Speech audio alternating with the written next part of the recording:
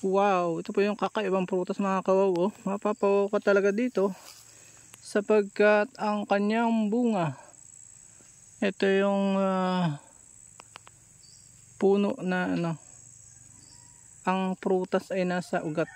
Ano? Tatangka siya yan, ugat talaga yan. Oh. Nalimutan ko na nga ang pangalan nito. Paka-comment na lang kung anong pangalan sa inyo. Matamis po yan. May vlog ko na ito, nalimutan ko pa.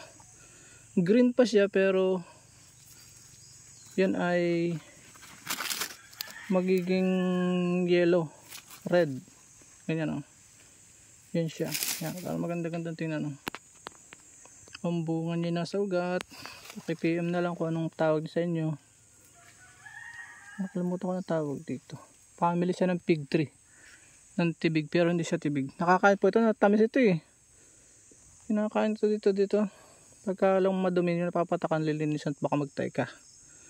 Pagkain ito ng mga mangyan, pero pagkain na rin ng mga tao na nakakaalam nito. Kinakain din yan ng mga ibon. Safe po yan. Huwag lang yung may dumi yung makakain mo. At napakaganda niyang abono pag nabubulok na hindi kinakain. Napakayaman niya. So yun lang, at maraming salamat na natutunan kayo. Paalam and God bless.